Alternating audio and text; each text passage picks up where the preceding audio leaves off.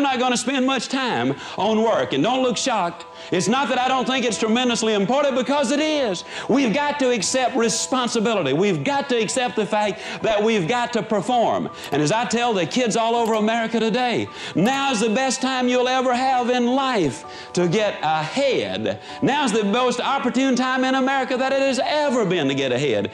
Here's what I say. If you show up for work on time and stay there until the appointed departure time, if you do what they pay you to do, and then they pay you, then nobody owes anybody anything. Now, if you want a raise, get there a few minutes early.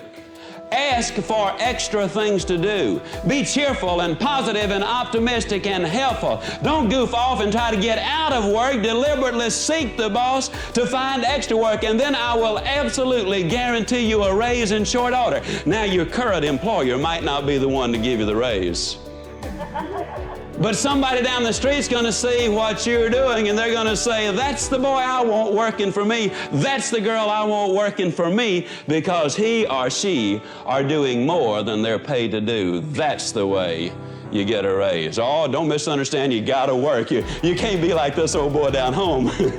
And you're going to find out earlier there are an awful lot of old boys down home. Somebody, at least there were when I was down there, somebody asked him how long he'd been working for his company, and he said, ever since they threatened to fire me.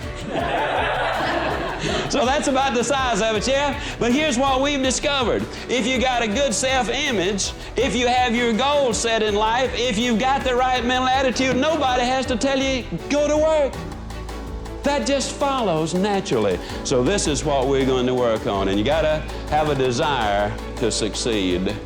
You can't just casually want the good things in life. It's got to become a passion for you. Your dream has got to be more than just an idle thought. You got to be willing to build a foundation under it, and that's for sure.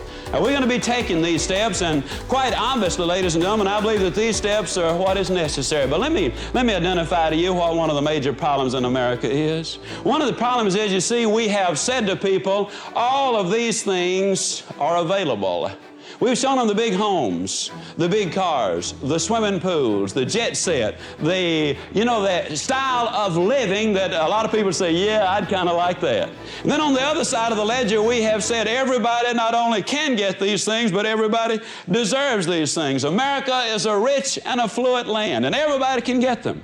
Then we have another segment of society that says that crime is caused by poverty, with one segment saying you deserve these things and you ought to have them, and another segment saying that crime is caused by poverty. We subliminally, subconsciously plant a thought.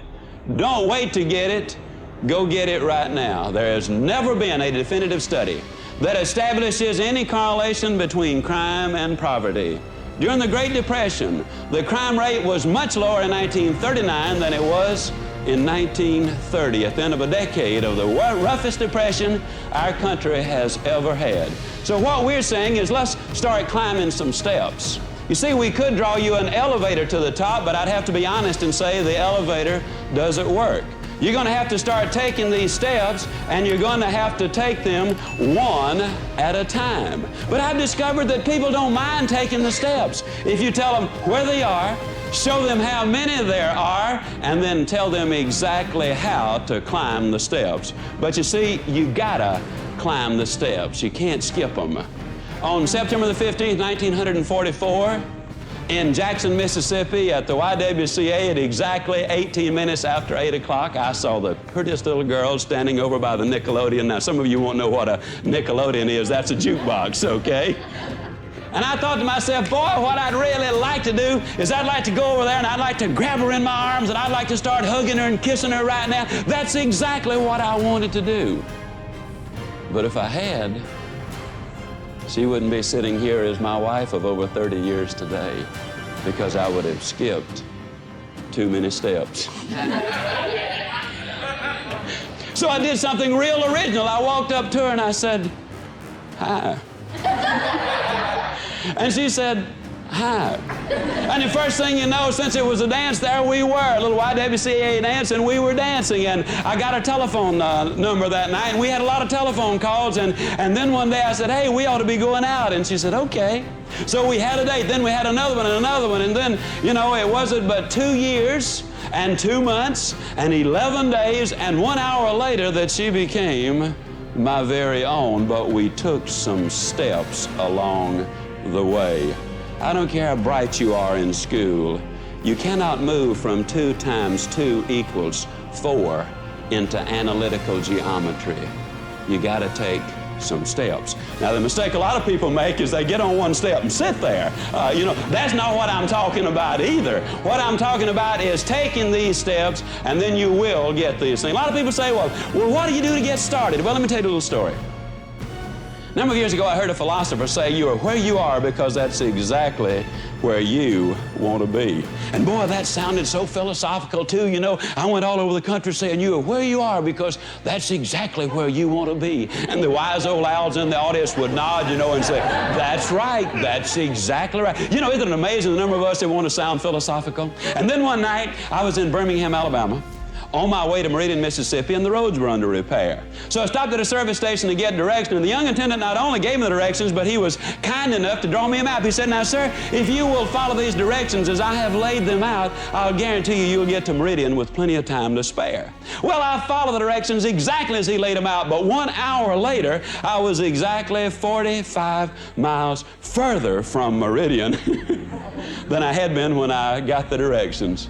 Now, folks, I wasn't there because that's where I wanted to be. Man, I was tired and sleepy. I wanted to be in bed. I was there because some dude gave me the wrong directions. And I'm going to look you dead center and say this. If you're broke, I don't really believe that's what you want. If you're despondent, I can't believe that that's what you want. If you're down in the dumps, if you're negative, if you're miserable and all those things, I don't believe that's what you really want. I believe that maybe, just maybe, you might be there because somebody has given you some wrong directions.